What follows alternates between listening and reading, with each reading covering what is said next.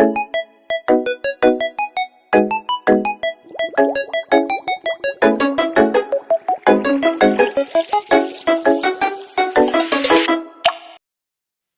this is Miss Marge. Welcome to my channel. It's another day of tutorial. Kung interested po kayo sa aking mga topics, please don't forget na mag-subscribe para updated kayo sa aming mga updated tutorial vlogs. And browse lang po kayo sa aking channel. Baka may other videos pa po makakatulong sa inyo. But before we proceed sa ating topic for today, gusto ko lang po muna i-promote sa inyo ang aking business, RMT Travel and Tours. Kung kailangan nyo po ng airplane ticket or ferry ticket like to go, or gusto nyong magbakasyon sa Boracay, Palawan, or any domestic and international destination, message lang po kayo sa aming Facebook page, RMT Travel and Tours. Pabook na po kayo. Thank you in advance.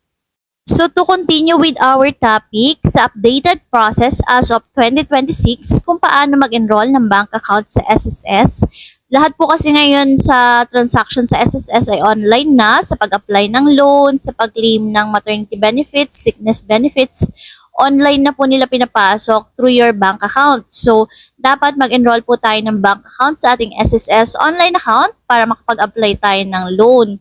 So, kung interested po kayo sa topic na ito, keep watching po. So, una, gamit ang iyong cellphone or computer, buksan niyo lang po ang inyong internet browser gaya ng Google Chrome at pumunta po tayo sa website ni sss.gov.ph. So once nasa website na po kayo ni SSS, click nyo lang po yung create my SS account or login. Then may lalabas na dalawang pamimilian, yung create account at saka yung login. So click nyo lang po yung login. So make sure meron na kayong user ID and password sa SSS para makapag-login kayo dito sa inyong SSS online account. Then, mapupunta po kayo sa login page na SSS online account. So, type nyo lang po yung user ID and password nyo and then click nyo po yung sign in. Kung wala pa po kayong user ID and password dito sa SSS, click nyo po yung create now. So, make sure meron na kayong user ID and password sa SSS before kayo mag-enroll ng bank account. So, type nyo lang po yung user ID and then password nyo and then click nyo po yung sign in button. Then, mapupunta kayo sa pag-request ng one-time PIN. So, click nyo po yung one-time PIN through SMS para mag-text sa inyo si SSS ng OTP sa inyong mobile number na nakaregister sa inyong SSS online account.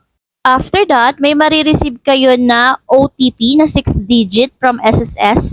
So, type nyo lang po sa box yung 6-digit na OTP from SSS and then click nyo po yung login.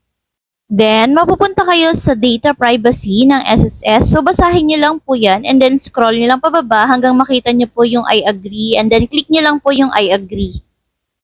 Then, mapupunta na kayo sa inyong SSS online account. So, click nyo po yung tatlong guhit sa taas sa kaliwa.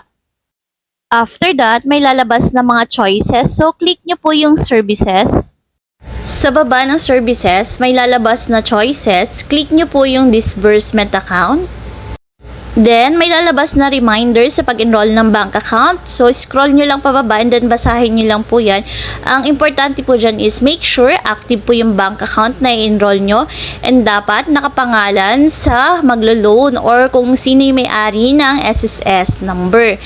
So, pag maglo-loan po kayo, mas advisable na bank account po yung enroll nyo, hindi yung e-wallets kasi hindi po pwede yung mga e-wallets pag mag-a-apply ng loan kay SSS. So, once mapunta na kayo sa baba, may makikita kayong I-certify. Click nyo lang po yung box 9 para malagyan ng check and then click nyo po yung proceed button sa baba. Then, mapupunta na kayo sa pag-enroll ng bank account. So, isi-select nyo dyan kung bank or e-wallets yung i-enroll nyo. So, mas pinapayo ko po na bank account po yung enroll nyo, wag po e-wallet para magamit nyo yung bank account kahit saang SSS benefits. So, click nyo lang yung bilog sa tabi ng bank para malagyan ng tuldok para ma-select nyo yung bank. Scroll nyo lang pababa and then may makikita kayong PesoNet participant name. So, click nyo po yung arrow pababa para i-select nyo kung anong bangko yung i-enroll nyong bank account dito kay SSS. So, sa pag-select po ng bank account, click nyo lang yung bangko, kung anong bangko yung i-enroll yung bank account. For example, Bank of Philippine Islands. So, click nyo lang para malagyan ng tuldok and then masiselect na po yung bank na yan.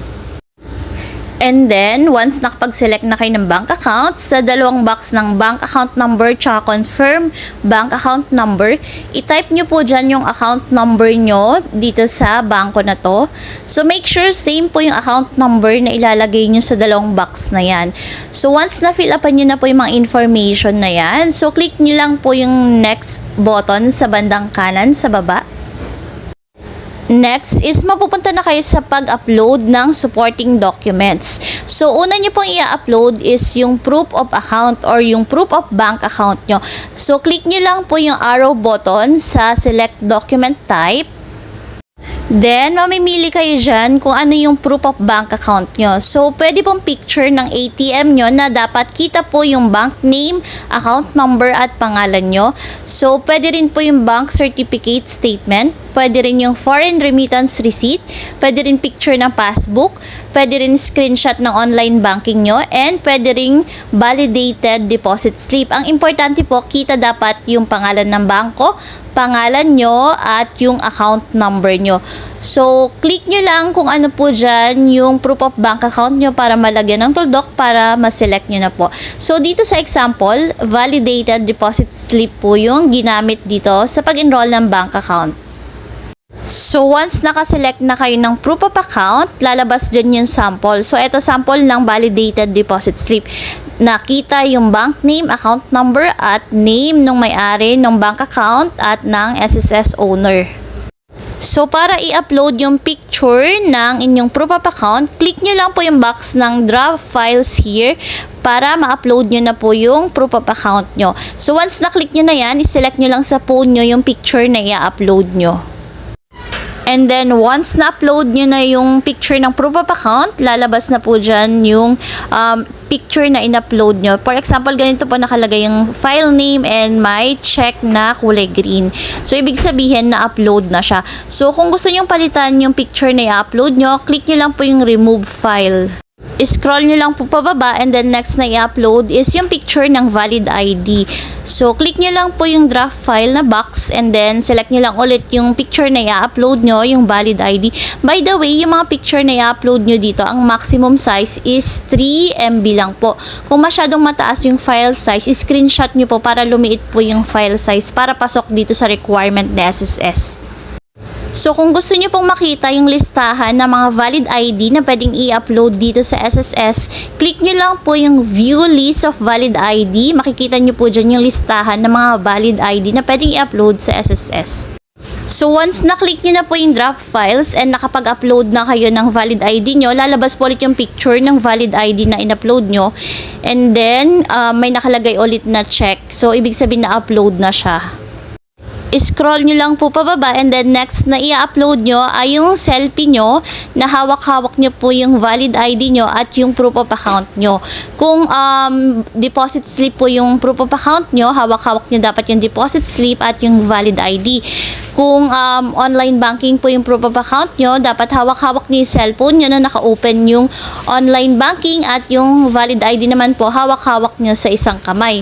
So, pa-picture lang po kayo sa friends or relatives nyo na hawak nyo po yung valid ID nyo at yung proof of account nyo.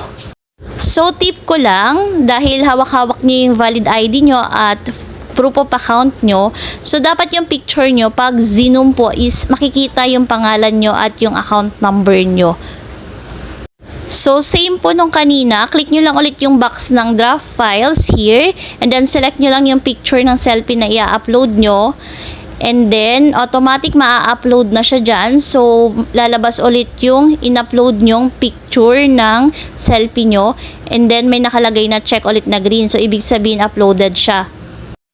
So, once na-upload nyo na po yung mga supporting documents, click nyo lang po yung arrow button pa kanan sa baba para mag-proceed na tayo sa next process. Then, lalabas po dyan yung summary ng in-enroll yung bank accounts. Double check nyo po yung bank account nyo at yung name ng banko na in-enroll nyo. And then, para i-check nyo po yung picture na in-upload nyo, click nyo lang po yung review. So, once okay naman, scroll nyo lang pababa. So, once na-review nyo na po, so, click nyo lang po sa baba yung I certify para malagyan ng check. Click nyo lang po yan. And then, click nyo po yung next button sa baba para mag-proceed na kayo sa pag-enroll ng bank account. So, after that, na-enroll na siya. So, ganito po itsura niya, nakalagay for branch approval. So, ibig sabihin po, i-approve pa siya ni SSS branch. Hindi po ni bank branch ha, ni SSS branch. So, pag approve na po yung bank account niya, nakalagay active disbursement account. Pag hindi pa approve, for branch approval. Ganun po yung status niya. So, para i-check nyo po kung na-approve na yung bank account nyo, balik lang kayo ulit dun sa may services and then click nyo lang po ulit yung disbursement account and then makikita nyo na po dyan yung mga bank account na naka-enroll. Kung nakalagay is active disbursement, ibig sabihin approved na. Kung nakalagay for approval, ibig sabihin for approval pa siya ni SSS branch. That's all guys. Kung may any questions po kayo, feel free to comment down below lang po. And pwede rin po kayo mag-message sa aking Facebook page, Miss Marge Vlogs. And please like and follow din po ang aking Facebook page para updated kayo sa aming mga updated tutorial vlogs. And kung nahihirapan po kayo sa inyong mga online transactions, message lang po kayo sa aming Facebook page para ma-assist po namin kayo. And please subscribe din po kayo sa aking YouTube channel, Miss Marge Vlogs. Thank you for watching po. See you on my next video. Bye-bye!